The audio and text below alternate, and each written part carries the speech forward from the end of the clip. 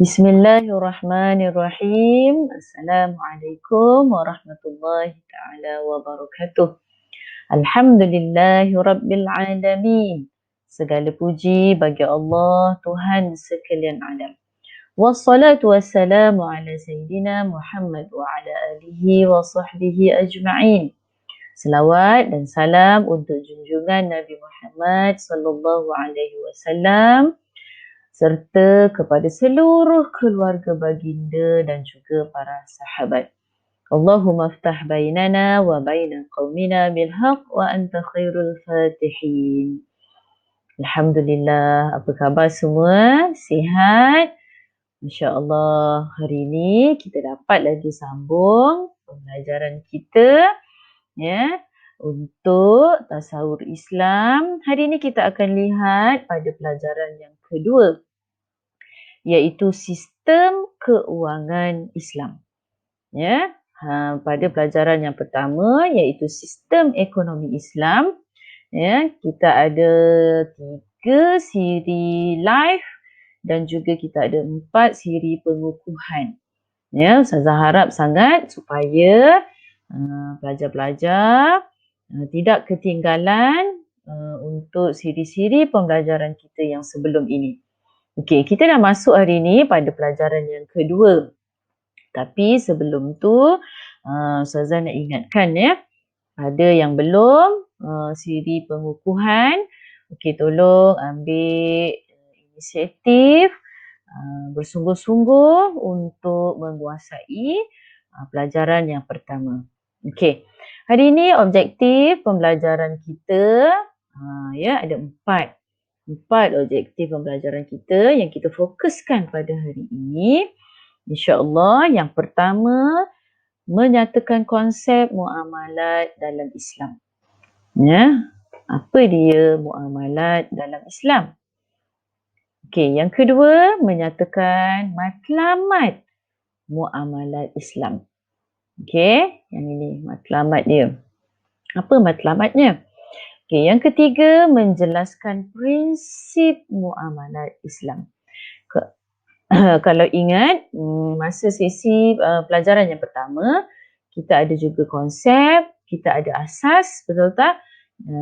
Kita juga ada cerita pasal prinsip sistem ekonomi Islam.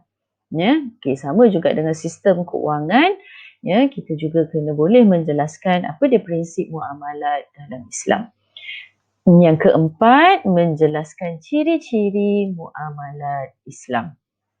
Okey, so ada 4 fokus. Ya, yang pertama konsep, yang kedua matlamat, yang ketiga prinsip, yang keempat ciri. Ya, okey. Tapi sebelum kita masuk lebih mendalam, yang pertama kita tengok dulu dalil, ya. Dalil firman Allah Subhanahu Wa Taala dalam surah An-Nisa, ya, ayat yang ke-29. Apa ayat dia? A'udzubillahi minasyaitonirrajim. Ya ayyuhallazina amanu la ta'kulu amwalakum bainakum bil batil. Ya, dengar perkataan bil batil.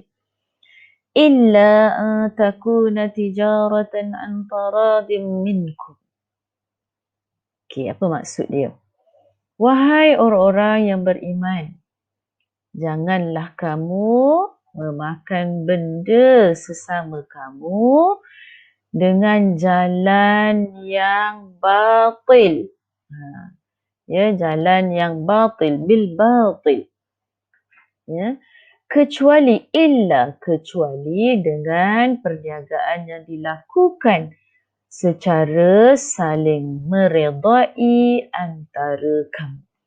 Jadi maksudnya dekat sini Allah melarang kita ya mengambil ataupun memakan harta benda, ya, memakan harta benda, ya, apa dia, usaha yang kita lakukan sesama manusia, ya, kita menjalankan perniagaan tadi, ya, kita menguruskan harta kita tadi, ya, keuangan kita tadi secara dengan jalan yang batil. Jalan yang batil di sini maksudnya batil itu adalah salah. Ya. Jadi dalam pelajaran yang kedua ini, ya, kita akan memperincikan yang dikatakan memakan harta benda dengan cara ataupun dengan jalan yang batil ataupun jalan yang salah tadi itu macam mana. Ya. Sebab sebelum ni kita dah kenal dah, betul tak, sistem ekonomi Islam tu macam mana. Ya. Jadi bila kita dah tahu dah sistem ekonomi Islam itu macam mana, so bila kita bermuamalah, berkomunikasi, ya, berhubung sesama manusia, bila kita nak menjalankan, menguruskan harta benda ke, ya, perniagaan ke, ya, dalam ayat ini Allah melarang kita menggunakan ataupun memilih jalan yang batil. Ya, kecuali Allah kata apa dia kat situ. Ya, Allah berikan penyelesaian. Allah larang kita untuk melakukan sesuatu yang ditegah oleh Allah. Ya, Allah tak bagi kita lakukan, tetapi Allah bagi jalan penyelesaiannya. Ya, Allah bagi Allah larang tadi, ya, kita melakukan, ya, harta benda, ya, kita memakan harta benda itu dengan cara yang salah, Allah larang. Tapi macam mana kita nak menyelesaikannya? Allah berikan jalan penyelesaiannya. Ya. Okey. Apa dia kat sini Allah kata kecuali dengan perniagaan yang dilakukan secara saling meredai. Ya, bila kita nak menjalankan perniagaan, ada dia punya konsepnya nak menjalankan perniagaan muamalah dalam Islam. Antaranya Allah dah sebut dah kat sini kan. Apa dia saling meredai antara kamu. Ya, okey, meredai di sini, ya, terperinci lagi. Ya, nanti kita akan pelajari. Ya, okey. Jadi berdasarkan kepada dalil ini, ya, menunjukkan apa dia? Ini adalah asas ataupun garis panduan ataupun ketetapan yang Allah telah tetapkan dalam Islam bila kita nak bermuamalah. Ya, janganlah kita memilih jalan yang batil. Ya, jalan yang salah. Okey. Seterusnya. Ya. Itu tadi dalil, kita dah tahu dah. Kan? Bagaimana Allah sangat menitik beratkan kepada bila kita nak cari sesuatu itu mestilah yang halalan thayyibah. Okey, seterusnya. Kita tengok pula konsep muamalat. Apa ya? Konsep muamalat ni apa dia? Muamalat dalam Islam lah ya. Okey, apa dia konsepnya? Ya, konsepnya adalah muamalat itu maksudnya adalah hubungan antara manusia dengan manusia yang lain. Ya, muamalat itu tidak akan berlaku kalau sendiri. Tidak akan berlaku. Ya. Tapi berlaku apabila adanya orang yang kedua, adanya orang yang ketiga. Ya. Maka hubungan antara manusia dengan manusia itu, ya, maka dipanggil sebagai muamalat. Okey. Apa muamalat manusia dengan manusia tadi? Dengan manusia tu dari segi apa dia kata? Dalam segenap segi kehidupan yang merangkumi apa sahaja, apa dia? Merangkumi apa dia? Merangkumi kekeluargaan. Ya. Dalam keluarga kita. Adakah keluarga itu sendiri? Tak ada. Mesti ada ibu ayah. Kalau kata ibu ayah dah meninggal, mesti ada adik-beradik. Kan muamalat. Ya, bermuamalat dalam keluarga ada adabnya. Betul tak? Jadi macam itulah. Ya, hubungan manusia dengan manusia. Bila ada si orang kedua, maka dipanggil sebagai muamalat. Ya. Okey. Ekonomi. Ekonomi tidak akan berjalan, tidak akan berlangsung, tidak akan berlaku kalau sendiri. Kita jual nasi lemak, siapa yang nak beli? Kan? Kita jual, apa dia contoh katakan? Jual apa-apa dah jenis perniagaan yang kita lakukan, kita jual je. Tak ada orang pun nak beli. Adakah berlaku muamalat? Tak berlakunya muamalat. Ya. Okey, politik. Ya, dalam pemerintah, dalam pemerintahan. Ya, politik tu adakah berlaku seorang-seorang? Tak ada. Dan mestilah ada pemimpin, ada dia punya rakyatnya. Maka bila berlakunya hubungan manusia yang pertama, kedua, ya, maka dipanggillah sebagai muamalat. Okey, jenayah. Kan? Fikir tak kita, jenayah, berlaku tak jenayah kalau tidak ada orang yang kedua?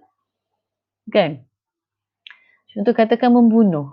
Bunuh siapa? Manusia, betul tak? Maka tidak akan berlakunya muamalah itu, ya, kalau tidak, kalau bersendirian. Ya, sendiri, seorang-seorang. Ya. Okey. Dan sebagainya. Okey. Jadi maksudnya apa-apa sahaja yang melibatkan berkaitan manusia yang lain maka dipanggil sebagai apa dia? Maka ingatlah ya, dipanggil sebagai muamalat. Itu konsep muamalat. Ingat, apa dia kunci dia? Manusia, hubungan manusia dengan manusia. Itu dapat satu markah tau kat situ. Bila kita sambung lagi, ya, dalam segenap segi kehidupan, dalam setiap segi kehidupan, kamu datangkan pula contoh merangkumi kekeluargaan ke apa, itu dah dapat 2 markah. Ya, bila konsep ni dia mesti ada kuncinya. Kuncinya apa dia? Hubungan manusia dengan manusia. Kena dijelaskan. Ya, hubungan manusia-manusia itu dari segi apa? Segenap segi kehidupan. Ya, berekonomi, berpolitik, berkeluarga, maka bila berlakunya je manusia dengan manusia, maka dipanggil muamalah. So ingat ya, kunci dia ada 2. Ya, untuk dapat markah penuh 2/2. Okey, seterusnya. Ya, muamalat dalam sistem keuangan Islam. Ini fokus kita, betul tak? Tadi kita dah tahu dah dia muamalat. Sekarang ni kita nak fokuskan dalam sistem keuangan Islam. Jadi apa maksudnya kat sini? Maksudnya adalah tata cara urusan. Kan? Tata cara urusan tu maksudnya apa dia? Tata cara ni dipanggil sebagai apa dia? Step-step kan? Macam kita tata cara perjumpaan.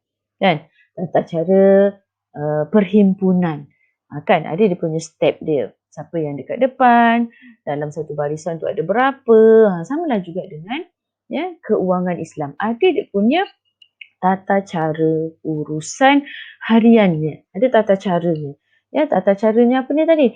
Tata cara urusan harian sesama manusia. Ni. Kita dengan manusia tadi, dengan kita, saya, Ustazah menjual, yang membeli adalah pelajar, contoh katakan kamu yang membeli. So, ada tak tata caranya? Kena ada. Ya. Bila saya menjual, kamu membeli, maka berlaku tak muamalat? Berlaku muamalat. Ya. Kemudian melibatkan keuangan. Bila melibatkan keuangan, ditetapkan tata caranya. Ya, kenapa? Dalam memenuhi keperluan masing-masing. Betul tak? Keperluan saya perlukan duit. Keperluan kamu perlukan barang yang saya jual. Ya. Jadi, apa transaksinya? Kan, saya jual, kamu nak beli tadi, apa transaksinya?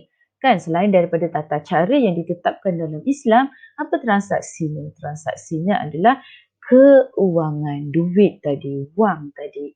Ya, dan duit tadi, wang tadi, ringgit ke apa ke saja nilai yang berbentuk keuangan tadi, mestilah berlandaskan kepada syariat Islam. So, faham ya? Ada berapa poin dekat sini? Dia ada 3 poin. Ya, yang pertama tata cara sesama manusia memenuhi keperluan. Okey, melibatkan apa dia? Transaksi keuangan. Yang kedua, transaksi keuangan.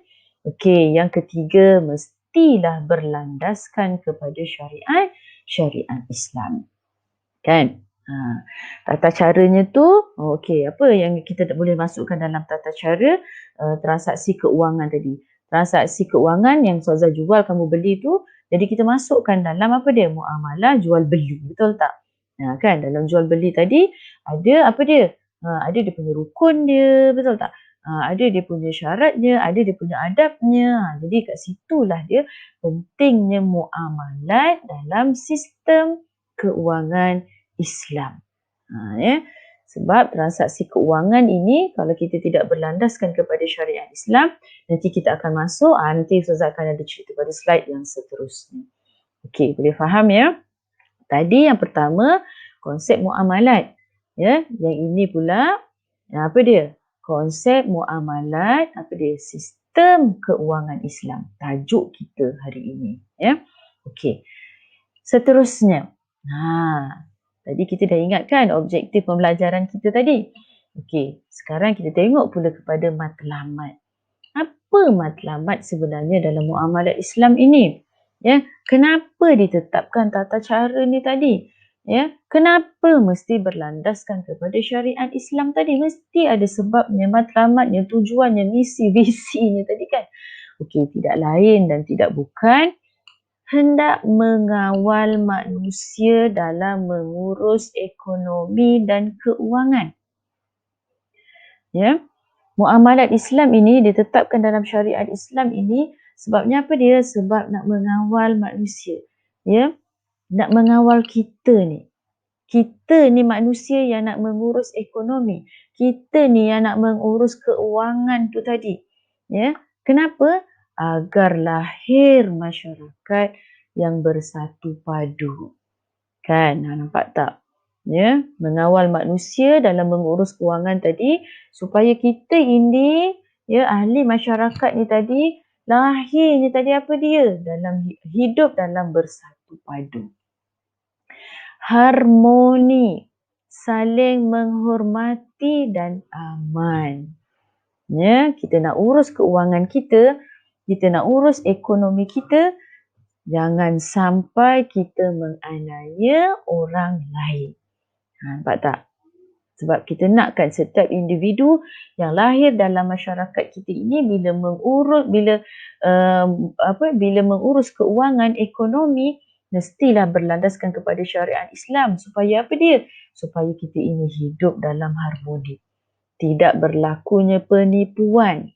Kan? Apa lagi? Tidak berlakunya perpecahan. Kan? Sebab ekonomi, sebab keuangan, sebab berniaga, ya, jadi bergaduh, ya, jadi menipu, jadi berlakunya perjudian ataupun sebagainya.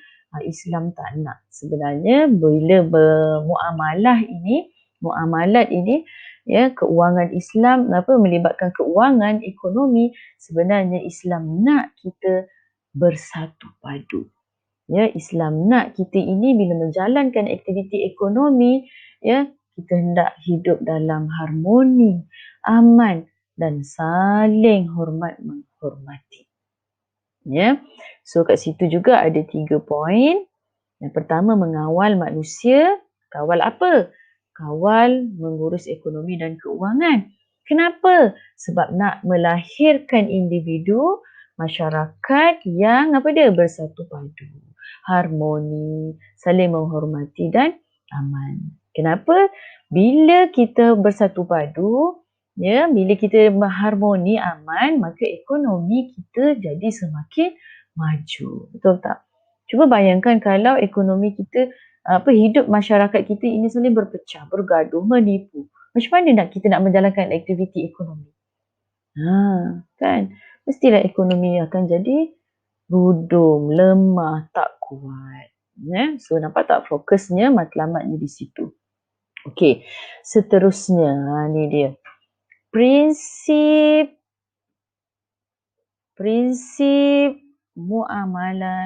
muamalat Islam. Macam sistem ekonomi Islam pun ada prinsip dia hari tu kan. Ingat ya. Sebab tu Ustazah bagi sampai 4 pengukuhan. Dengan tujuan Ustazah harap sangat ya kamu dapat menguasai tajuk yang pertama, pelajaran yang pertama tu dengan baik. Ya, okey. Sama juga dengan sistem keuangan Islam ini, muamalat Islam ini, ya, dia ada prinsipnya. Okey, apa prinsipnya? Tadi dalam ayat pun, dalam dalil tadi pun Allah dah sebut. Betul tak? Apa dia Allah sebut? Ya, bila kita nak menjalankan perniagaan yang dilakukan tadi mestilah saling meredai antara kamu. So, bila redha tu maksudnya apa dia? Kita kerelaan dalam berurus niaga. Ya, tidak dipaksa, tidak diugut, ya, tidak dibebani dengan rasuah riba ke, perjudian ke? Tidak. Ya. Sebab tu kita tengok yang kedua tu ada kan. Tapi Ustazah nak cerita dulu yang pertama. Kerelaan kita dalam berurus niaga. Ya, kita yang membeli, kita yang menjual terutamanya. Ya, saling saling meredai. Sebab tu kalau kita tengok dalam jual beli ada akad, betul tak? Ada sirah dia. Kan? Saya jual, saya beli. Maksudnya kat situ apa dia? Prinsipnya menekankan, menitik beratkan. Ya, dalam sistem keuangan Islam ini, muamalat Islam ini sangat penting. Prinsip yang diletakkan yang pertama apa dia? Rela. Rela di sini maksudnya apa dia tadi? Selain daripada kita rela, kita tak ungkit lah. Kan? Hak kita. Ya. Okey, kalau kata pelanggan datang, cik saya minta maaf, cik tadi terbagi ataupun bagi pada saya barang yang telah busuk. So, kita sebagai penjual, okey saya minta maaf, saya akan gantikan dengan barang yang baru. Betul, kerelaan, saling meredai. Ya, barulah ekonomi kita jadi semakin mantap. Barulah lahirnya individu masyarakat kita yang bersatu padu, saling hormat menghormati, aman dan damai. Betul tak? Okey, prinsip yang kedua. Ingat ya, yang pertama tadi rela. Yang kedua, tidak ada elemen haram. Pastikan tidak ada elemen yang haram. Apa dia? Tu Ustazah tulis dengan tulisan besar tu kan. Riba. Ya, riba ni pertambahan ataupun bunga. Ya, dalam kita melakukan pinjaman ke. Kan? Kita pinjam 2,000, ya, kita kena bayar bunganya daripada 2,000 tu 2.5%.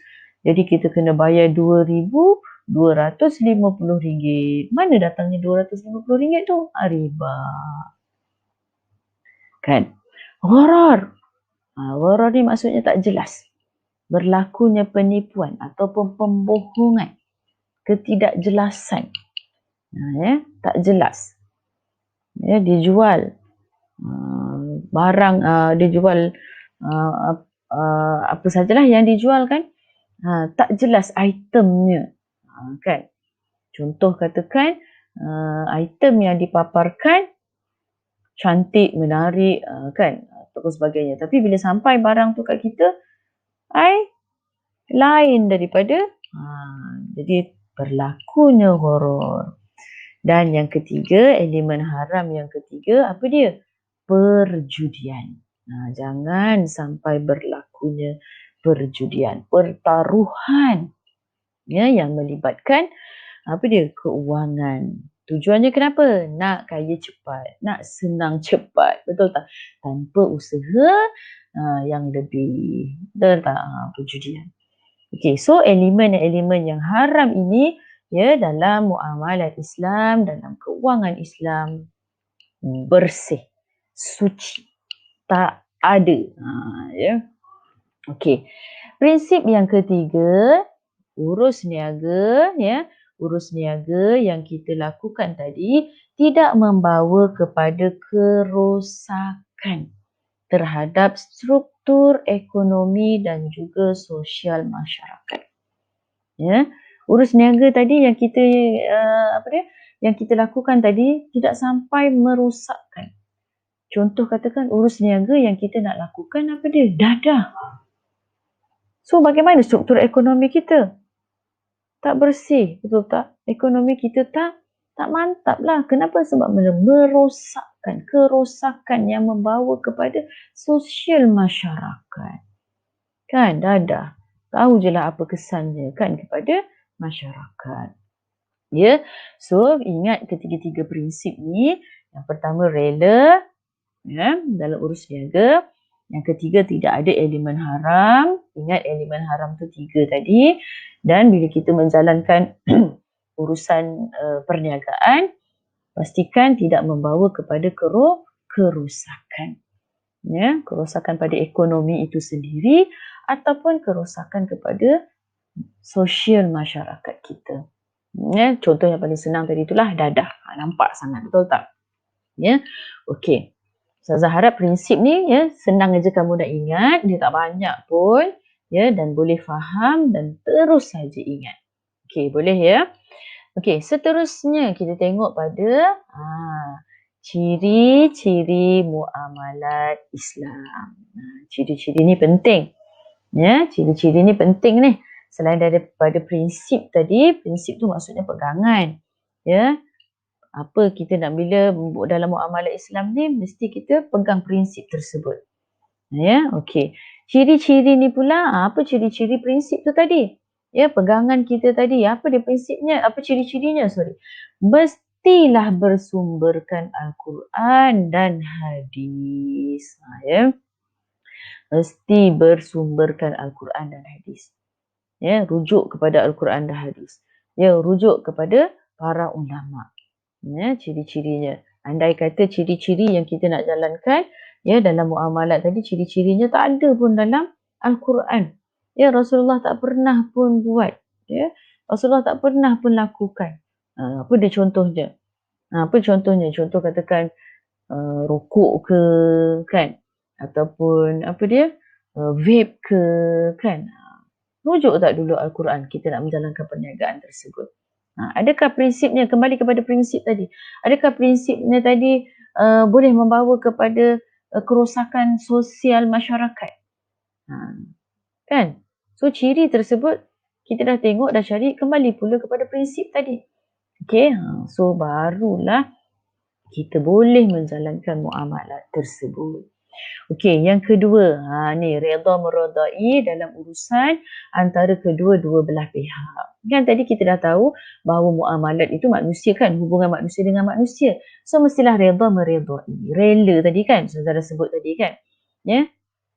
Redha meredai. Saya jual, saya beli. Kalau ada berlakunya kerosakan, pulangkan, maka penjual juga kena relalah meredai. Kan? Mungkin salah dia. Alah, kan? Tak rugi pun kalau kita saling berela. Betul tak? Kalau kata salah kita minta maaf, rugi ke kita minta maaf? Tak. Betul tak? Bila kita minta maaf, ya Allah sebenarnya sedang mengangkat darjat kita. Kan? Betul tak? Contoh katakan kalau macam kata kita tak sengaja berikan barang yang kita jual kepada pelanggan kita, barang yang rosak ataupun barang yang koyak ke ataupun yang bukan yang dia pilih tadi, ya kita tersalah, kita minta maaf. Ya sebenarnya bila kita minta maaf, kita pulangkan, kita berikan barang yang baru, sebenarnya kat situ apa dia? Allah nak angkat darjat tu tadi apa dia? Orang percaya dengan kita. Nampak tak? Rugi tak kita minta maaf? Tak rugi pun. Kan? Bila kita minta maaf sebenarnya memupuk, menerapkan kepercayaan kepada orang lain. Ya. Okey, yang ketiga adil dan mendatangkan manfaat. Ya, mestilah adil. Ya, mesti adil. Janganlah dengan orang yang kita kenal saja. Dengan orang yang kita tak kenal, customer yang datang pada kita tak kenal, ya, kita kena adil. Okey. Yang keempat, tidak melakukan penipuan. Kan? Tadi Ustazah dah sebut dah. Kembali kepada prinsip tadi kan. Tidak berlakunya apa dia elemen yang haram tadi. Apa dia contohnya? Gharar tadi kan. Gharar tadi tak jelas. Ya, bila tak jelas mungkin kat situ berlakunya penipuan. Jadi kita jangan tidak melakukan penipuan dalam muamalat. Kenapa? Sebab bila kita melakukan penipuan, orang tak percaya dengan kita. Kan? Orang tak percaya. Na'udzubillah min zalik. Ya, semoga Allah jauhkan kita daripada sifat-sifat mazmumah. Okey, so Ustazah harap sangat supaya kamu ingat ya ciri-ciri ni senang aja lah. Ya, sumber dia adalah Al-Quran, ya, redha meredai ada dalam dalil tadi, kemudian dalam prinsip tadi pun dah ada kan. Kemudian lagi apa dia? Adil dan boleh mendatangkan manfaat bukan saja kepada orang yang membeli, tapi manfaat juga kepada kita. Dan yang paling penting kita tidak melakukan penipuan. Okey, Ustazah harap ya kamu jelas dengan tajuk ni, tapi dia belum habis lagi ya. Ini baru 1.2.1 dan juga 1.2.2. Ya. 1.2.1, 1.2.2. Maksudnya baru 2 standard pembelajaran yang kita fokuskan pada hari ini. Ya, tapi apa isi dia? Ustazah ulang balik. Apa dia isi dia? Kita bincang pasal prinsip, kan? Okey, kita bincang pasal matlamat. Okey, lagi kita bincang pasal konsep muamalat dalam sistem keuangan dan juga apa maksud muamalat itu sendiri. Okey, ya Ustazah harap selepas ni habis saja daripada sesi penerangan Ustazah ni. Ya, Ustazah harap kamu dapat siapkan aktiviti pengukuhan untuk pelajaran yang pertama. Ada 4 link URL yang Ustazah bagi dan juga link pengukuhan, kehadiran dan pengukuhan untuk pelajaran yang kedua ini. Okey, andai kata tak faham, ya boleh terus tulis di ruangan catatan pada link, ya, dan boleh tanyakan soalan kalau tak faham ataupun boleh PM terus pada Ustazah. Ya. Okey, kita jumpa lagi pada kelas yang akan datang. Sekian dulu, wabillahi taufiq wal hidayah. Wassalamualaikum warahmatullahi taala wabarakatuh.